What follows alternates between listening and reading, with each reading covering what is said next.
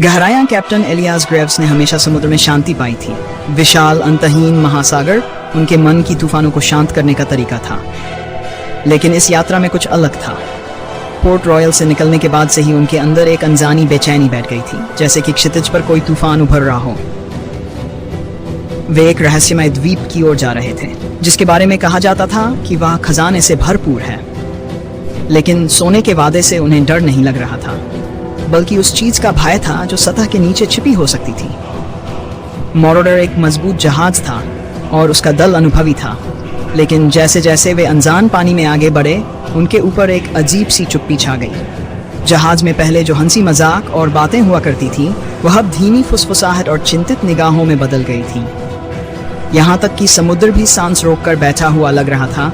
लहरें असामान्य रूप से शांत थीं और आकाश में हमेशा एक ग्रे चादर फैली हुई थी। पांचवीं रात को जब सूर्य क्षितिज के नीचे चला गया, हवा पूरी तरह से शांत हो गई और जहाज शीशे की तरह शांत समुद्र में बहने लगा। दल के लोग डेक पर इकट्ठा हो गए, अपनी आंखों से दूरी में किसी भी जीवन के संकेत की तलाश करने लगे, लेकिन कुछ नहीं मिला। सिर्फ पानी का एक अंतहीन विस्तार और एक घनी रेंगती हुई धुन जो उन्हें चारों ओर से घेरने लगी।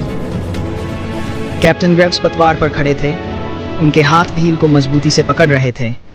वे अपने अंदर उठती हुई डर की भावना को दूर करने की कोशिश कर रहे थे, लेकिन वह व्यर्थ थी।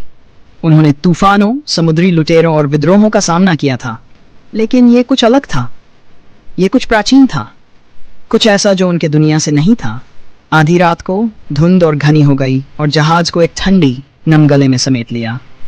दल एक साथ सिमट गया ठंड से बचने के लिए, और वे मुश्किल से कुछ फुट ही देख पा रहे थे। हवा भारी हो गई और चुप्पी केवल जहाज की चरमराहट और दूर से आने वाली लहरों की आवाज से टूट रही थी।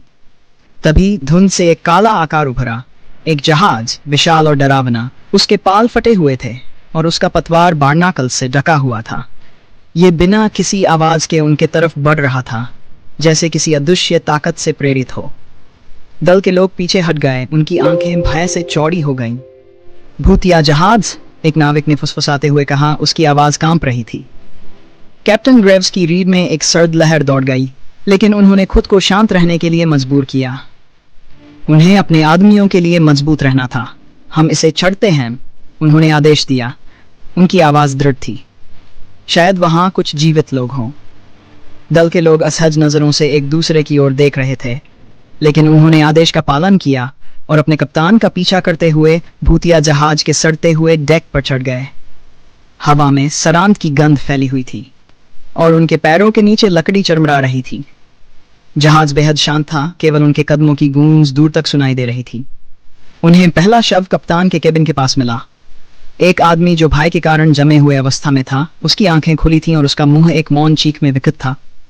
उसकी त्वचा पीली, लगभग पारदर्शी हो गई थी और वह एक पतले बर्फ की परत से ढकी हुई थी। जैसे जैसे वे जहाज में और आगे बढ़े, उन्होंने और भी शव पाए। सभी समान अवस्था में थे। उनके चेहरों पर अकल्पनीय भय की अभिव्यक्तियां जमी हुई थीं। यहाँ क्या हुआ? फर्स्ट मैट लार्क ने धीरे से पूछा। उसकी आवाज मुश्किल से सुनाई दे रही थी। कैप्टन ग्रेव्स कुछ कहने वाले थे कि तभी एक गहरी गहरी गुर्राहट ने जहाज के अंदर गूंज उठी, दीवारों से टकराते हुए। दल के लोग जम गए, उनके दिल उनके सीने में धड़कने लगे। वह आवाज और तेज होती गई और वह किसी जीवित प्राणी की आवाज नहीं थी। अचानक जहाज जोर से हिलने लगा, जैसे कि उसे नीचे से कुछ विशाल ने टक्कर मारी हो। लालटेन छपने लगी और बुझ गई, उन्हें अंधेरे में डुबो दिया। दल के लोग अंधाधुंध भागने लगे, उनकी भय और व्याकुलता बढ़ती जा रही थी। कैप्टन ग्रेव्स को अपने पैर के पास कुछ ठंडा और चिपचिपा महसूस हुआ। उन्होंने पीछे हटकर अपनी तलवार निकाली, लेकिन वहां कुछ नहीं था। हवा और ठंडी हो गई और उनके सीने में एक भयानक दबाव बनने लगा, जिससे सांस लेना मुश्किल हो गया। मॉरोडर पर वापस जाओ, उन्होंने चिल्लाया, हालांकि उनकी आवाज भूतिया विलापों और प्राचीन जहाज की चरमराहट के बीच खो गई।